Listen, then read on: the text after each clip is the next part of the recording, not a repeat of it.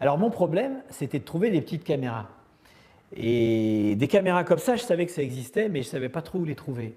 Et j'ai un ingénieur du son avec qui j'ai travaillé pendant des années, qui s'appelle Jean-Baptiste Benoît, qui lui m'a dit, mais va voir cette boîte, Horus, il fabrique ça. Donc j'y suis allé, et là, c'est là où tout aurait pu basculer du mauvais côté. Mais ça a basculé super bien. Parce que je suis arrivé, j'ai rencontré Raphaël Denis, puis je lui ai dit, voilà, j'ai une idée, j'aimerais bien aller à la rencontre des gens, pouvoir voyager tout seul, me filmer, filmer les autres, etc. Et j'aimerais bien voir ce qu'il y a comme petite caméra. Donc il me sort ce qu'il avait. Et puis bah, c'est du matériel qui est quand même assez coûteux, parce que c'est des choses qui sont fabriquées à l'unité. Ils les fabriquent eux-mêmes. Et je lui dis, ce qui serait bien, c'est d'avoir un harnais avec une tige et qu'au bout de la tige, on mette une caméra. Il me dit, oui, un harnais comme ça. Alors il me sort un harnais de trucs de moto qu'il avait déjà bricolé pour un truc. Je lui dis, ouais, ce serait pas mal. Alors je le mets, puis il me dit, bon, alors, ce qu'il faudrait, c'est mettre une tige. Alors, il va chercher, il trouve 2 tiges, il les coupe, il les raccroche et tout. Et en fait, tout en discutant, pendant que je lui expliquais ce que je voulais faire, lui, il était en train de me fabriquer le truc. Et je ne m'étais pas rendu compte vraiment, quoi. Et puis après, il met la caméra, bon, on l'a fait tenir avec du scotch, et puis il me dit c'est pas mal, tu veux qu'elle soit plus loin, plus près. Puis en fait, en 1 heure, on met le matériel, très plus ou moins, vachement moins en fait, au point. Et puis on commence à voir sur l'épaule comment on pourrait faire, etc. Et le matériel s'avère être à peu près opérationnel. Et je lui dis, bon, ce qu'il faudrait, c'est que je puisse essayer. Il me dit, mais prends-le, prends-le. Il me prête le matériel. Et je vais essayer au marché de la Goutte d'Or qui me semblait coloré, exotique, vers Barbès, parce que le marché de Jean, en fait, ça s'appelle, parce que je voulais voir comment d'une part, simplement techniquement, je ne cherchais même pas à voir la réaction des gens, je voulais voir comment techniquement, après, je ramenais des images qui me permettaient d'être monté et puis que ça donne au final quelque chose qui était regardable. Parce que je ne savais pas si ça n'allait pas bouger trop, si le son allait passer, des choses comme ça. Et c'est comme ça que j'ai fait mes premiers essais. Les premiers essais, j'ai pris quelqu'un qui était derrière moi, parce que j'avais aussi un peu peur qu'on m'attaque et qu'on me pique tout. Je ne savais pas. Tout ça, c'est facile après quand on a déjà fait, de dire ouais, ça marche bien. Mais au début, tu ne sais pas. Donc j'avais un copain qui était un petit peu derrière et puis qui regardait si jamais il y avait quelque chose qui se tramait. Puis en fait, non. D'une part, non. Techniquement, on s'est aperçu que c'était montable, que ça bougeait parfois quand je ne pense pas assez à ce que je fais, mais que c'était quand même regardable. Et puis surtout, c'est là que j'ai découvert que les gens, en fait, ne faisaient pas vraiment attention au matériel. Parce que j'arrivais avec tout mon harnais, etc. Et ça donnait ça. Le mec, il regarde comme ça. Et puis dès que je lui parle, il me regarde dans les yeux. Et comme je lui parle dans les yeux, ben, en fait, on discute. Et il sait que la caméra est là. Il y a ceux qui comprennent que c'est une caméra, il y a parfois des gens qui ne comprennent pas que c'est une caméra. Par exemple, quand j'étais en Alsace, je rentre dans un restaurant parce que j'avais commencé à parler avec des gens par la fenêtre. Et puis la patronne me tombe dessus et dit « Ah non monsieur, non, ça c'est, on ne fait pas ça ici. » Je dis « Mais attendez, qu'est-ce que je fais ?» Il dit « Vous allez chanter. » Je dis « Non, je ne vais pas chanter. »« Si, vous avez les micros et tout ça. » Non, c'était les caméras. Donc ce genre de choses, je me suis aperçu que les gens ne comprenaient pas toujours, et que ce n'est pas une question de pays, c'est une question de gens, ils ne comprenaient pas toujours ce que c'était que le matériel que je portais. Il y a eu une autre fois où les gens ont pensé que j'étais très handicapé, et que c'était un truc pour me tenir la colonne vertébrale, comme on a parfois des broches. Bon, donc ce matériel en fait distrait dans les premières 5 secondes, et puis après, si le contact s'établit, si la discussion se fait, après les gens, ils parlent avec moi. Et en général, je ne leur parle du matériel que quand ils me posent la question. Quand ils me posent la question, en général, bon, j'essaye un peu de botter en touche, je filme mes voyages, etc. Et puis s'ils me posent vraiment la question de savoir ce que je vais en faire, je leur dis la vérité. Mais c'est assez intéressant de constater à quel point les gens sont beaucoup plus accaparés par la discussion que par le matériel, alors que c'est un matériel qui est unique, qui est complètement inédit, ils n'ont jamais vu ça, etc. Mais la discussion prime. Et moi, mon problème d'ailleurs souvent, c'est de penser à la technique en gardant la discussion comme point principal. C'est-à-dire que si par exemple, je m'aperçois que tout en discutant, ou parce qu'il y a vraiment un nuage énorme, ou que la nuit tombe d'un seul coup, enfin je sais pas, je dois régler mon diaph. parce que j'ai quand même une exposition automatique, mais il faut que je règle la plage dans laquelle ça se situe. Et ça, c'est quelque chose que je fais complètement à l'estime. C'est-à-dire, grand soleil, c'est fermé à fond, à l'intérieur, c'est ouvert à fond, mais entre les deux, il y a quand même quelques réglages à faire. Et il ne faut absolument pas que je regarde ma caméra. Si je fais ça, hop, la discussion, c'est la caméra. Et à ce moment-là, j'ai du mal à revenir à autre chose. Donc, il faut que je le fasse tout en parlant. Parce que si c'est pendant que lui parle, il va plus y faire attention. Tandis que si c'est pendant que moi je lui parle, il m'écoute, donc il y pense moins.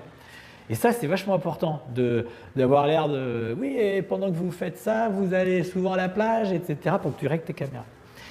Et ça a été ce que j'ai appris en fait au fil des tournages, à être de plus en plus capable de gérer la partie technique sans que ça se voie.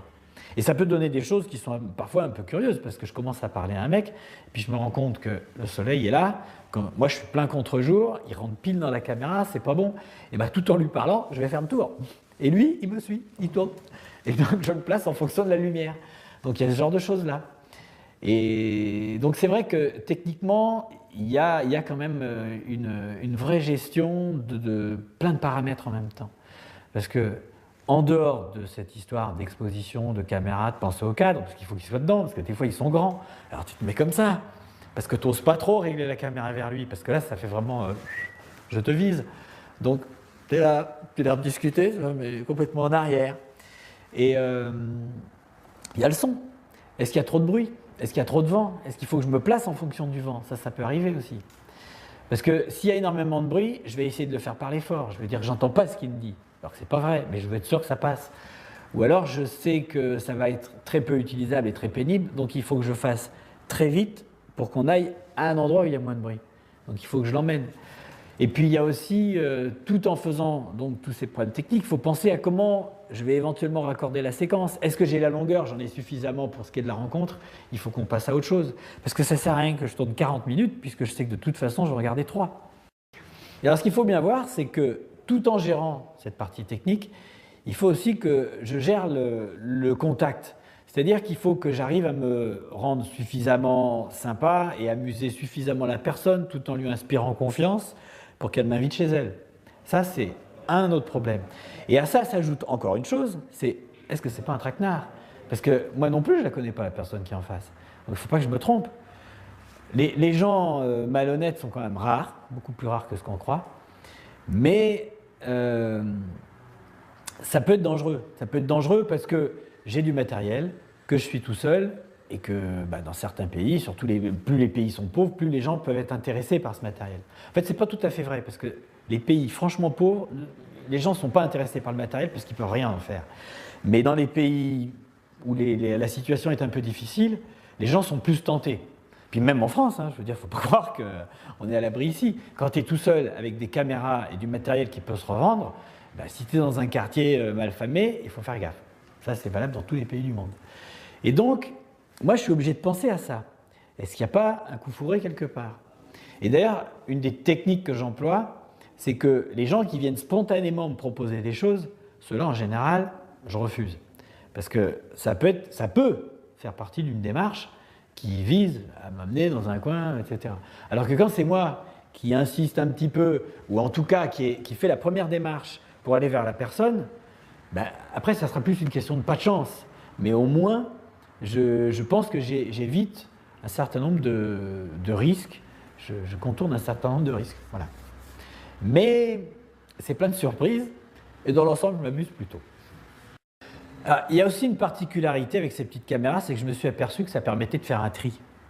Parce que j'arrive avec ce matériel complètement particulier et c'est vachement bien.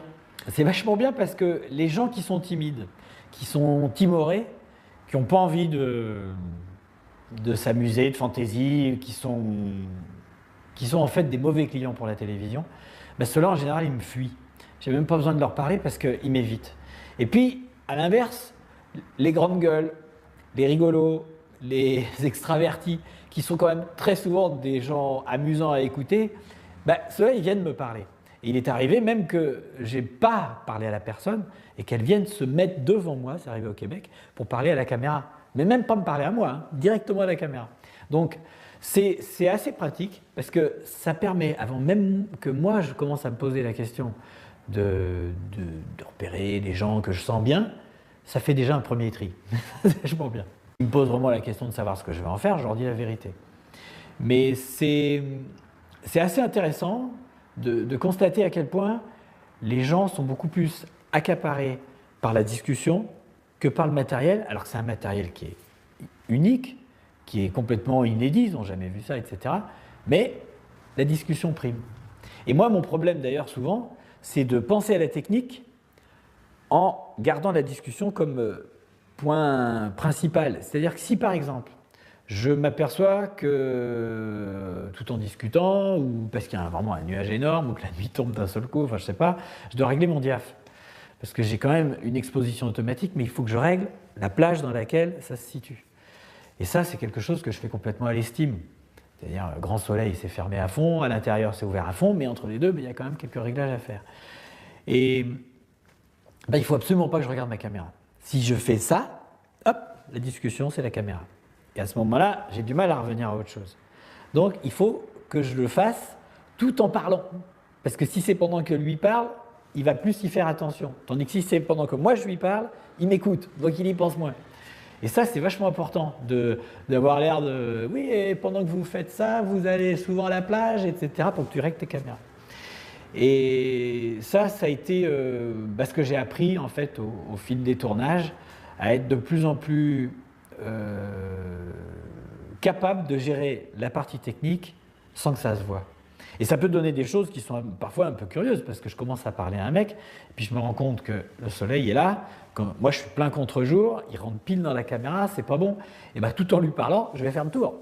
Et lui, il me suit, il tourne. Et donc je le place en fonction de la lumière. Donc il y a ce genre de choses-là. Et donc c'est vrai que techniquement, il y a quand même une vraie gestion de plein de paramètres en même temps. Parce que en dehors de cette histoire d'exposition, de caméra, de penser au cadre, parce qu'il faut qu'il soit dedans, parce que des fois ils sont grands, alors tu te mets comme ça, parce que tu n'oses pas trop régler la caméra vers lui, parce que là ça fait vraiment je te vise. Donc tu es là, tu as l'air de discuter, mais complètement en arrière. Et il y a le son. Est-ce qu'il y a trop de bruit? Est-ce qu'il y a trop de vent? Est-ce qu'il faut que je me place en fonction du vent? Ça peut arriver aussi. Parce que s'il y a énormément de bruit, je vais essayer de le faire parler fort. Je vais dire que j'entends pas ce qu'il me dit. Alors que c'est pas vrai, mais je veux être sûr que ça passe.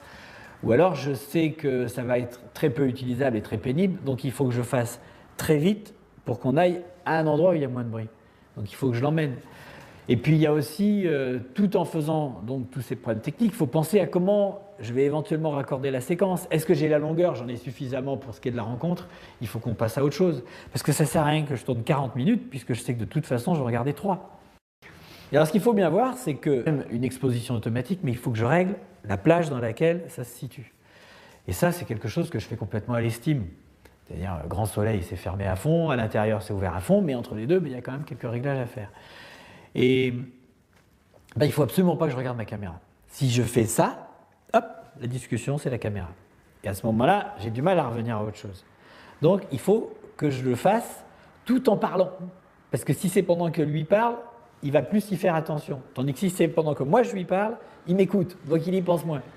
Et ça, c'est vachement important d'avoir l'air de « oui, et pendant que vous faites ça, vous allez souvent à la plage, etc. » pour que tu règles tes caméras.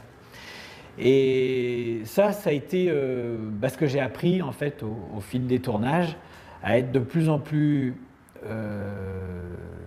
capable de gérer la partie technique sans que ça se voie. Et ça peut donner des choses qui sont parfois un peu curieuses, parce que je commence à parler à un mec, et puis je me rends compte que le soleil est là, quand moi je suis plein contre-jour, il rentre pile dans la caméra, c'est pas bon, et tout en lui parlant, je vais faire le tour. Et lui, il me suit, il tourne. Et donc je le place en fonction de la lumière. Donc il y a ce genre de choses-là. Et donc c'est vrai que techniquement, il y a quand même une vraie gestion de plein de paramètres en même temps. Parce que en dehors de cette histoire d'exposition, de caméra, de penser au cadre, parce qu'il faut qu'il soit dedans, parce que des fois ils sont grands, alors tu te mets comme ça, parce que tu n'oses pas trop régler la caméra vers lui, parce que là ça fait vraiment je te vise. Donc tu es là, tu as l'air de discuter, mais complètement en arrière. Et il y a le son. Est-ce qu'il y a trop de bruit? Est-ce qu'il y a trop de vent? Est-ce qu'il faut que je me place en fonction du vent? Ça peut arriver aussi. Parce que s'il y a énormément de bruit, je vais essayer de le faire parler fort. Je vais dire que j'entends pas ce qu'il me dit. Alors que c'est pas vrai, mais je veux être sûr que ça passe. Ou alors je sais que ça va être très peu utilisable et très pénible, donc il faut que je fasse très vite pour qu'on aille à un endroit où il y a moins de bruit. Donc il faut que je l'emmène. Et puis il y a aussi, tout en faisant donc tous ces problèmes techniques, il faut penser à comment je vais éventuellement raccorder la séquence. Est-ce que j'ai la longueur? J'en ai suffisamment pour ce qui est de la rencontre. Il faut qu'on passe à autre chose. Parce que ça ne sert à rien que je tourne 40 minutes, puisque je sais que de toute façon, je vais regarder 3. Et alors ce qu'il faut bien voir, c'est que tout en gérant cette partie technique, il faut aussi que je gère le contact. C'est-à-dire qu'il faut que j'arrive à me rendre suffisamment sympa et amuser suffisamment la personne tout en lui inspirant confiance pour qu'elle m'invite chez elle. Ça, c'est un autre problème. Et à ça s'ajoute encore une chose, c'est est-ce que c'est pas un traquenard? Parce que moi non plus, je ne la connais pas, la personne qui est en face. Donc il ne faut pas que je me trompe. Les gens malhonnêtes sont quand même rares, beaucoup plus rares que ce qu'on croit. Mais ça peut être dangereux. Ça peut être dangereux parce que j'ai du matériel, que je suis tout seul, et que dans certains pays, surtout plus les pays sont pauvres, plus les gens peuvent avoir le matériel, alors que c'est un matériel qui est unique, qui est complètement inédit, ils n'ont jamais vu ça, etc. Mais la discussion prime.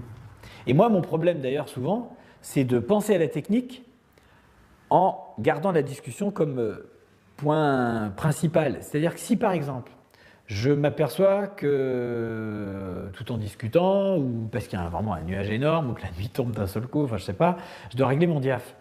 Parce que j'ai quand même une exposition automatique, mais il faut que je règle la plage dans laquelle ça se situe. Et ça, c'est quelque chose que je fais complètement à l'estime. C'est-à-dire, grand soleil, c'est fermé à fond, à l'intérieur, c'est ouvert à fond, mais entre les deux, il y a quand même quelques réglages à faire. Et il ne faut absolument pas que je regarde ma caméra. Si je fais ça, hop, la discussion, c'est la caméra. Et à ce moment-là, j'ai du mal à revenir à autre chose. Donc, il faut que je le fasse tout en parlant. Parce que si c'est pendant que lui parle, il va plus y faire attention. Tandis que si c'est pendant que moi je lui parle, il m'écoute, donc il y pense moins. Et ça, c'est vachement important d'avoir l'air de « oui, et pendant que vous faites ça, vous allez souvent à la plage, etc. » pour que tu règles tes caméras. Et ça a été ce que j'ai appris en fait au fil des tournages, à être de plus en plus capable de gérer la partie technique sans que ça se voie. Et ça peut donner des choses qui sont parfois un peu curieuses, parce que je commence à parler à un mec, et puis je me rends compte que le soleil est là, quand moi je suis plein contre-jour, il rentre pile dans la caméra, c'est pas bon, et tout en lui parlant, je vais faire le tour. Et lui, il me suit, il tourne. Et donc je le place en fonction de la lumière. Donc il y a ce genre de choses-là. Et donc c'est vrai que techniquement, il y a quand même une vraie gestion de plein de paramètres en même temps. Parce que en dehors de cette histoire d'exposition, de caméra, de penser au cadre, parce qu'il faut qu'il soit dedans, parce que des fois ils sont grands, alors tu te mets comme ça, parce que tu n'oses pas trop régler la caméra vers lui, parce que là ça fait vraiment je te vise. Donc tu es là, tu as l'air de discuter, mais complètement en arrière. Et il y a le son. Est-ce qu'il y a trop de bruit? Est-ce qu'il y a trop de vent? Est-ce qu'il faut que je me place en fonction du vent? Ça peut arriver aussi. Parce que s'il y a énormément de bruit, je vais essayer de le faire parler fort. Je vais dire que j'entends pas ce qu'il me dit. Alors que c'est pas vrai, mais je veux être sûr que ça passe. Ou alors je sais que ça va être très peu utilisable et très pénible, donc il faut que je fasse très vite pour qu'on aille à un endroit où il y a moins de bruit. Donc il faut que je l'emmène. Et puis il y a aussi, tout en faisant donc tous ces problèmes techniques, il faut penser à comment je vais éventuellement raccorder la séquence. Est-ce que j'ai la longueur? J'en ai suffisamment pour ce qui est de la rencontre. Il faut qu'on passe à autre chose. Parce que ça ne sert à rien que je tourne 40 minutes, puisque je sais que de toute façon, je vais regarder 3. Et alors ce qu'il faut bien voir, c'est que tout en gérant cette partie technique, il faut aussi que je gère le contact.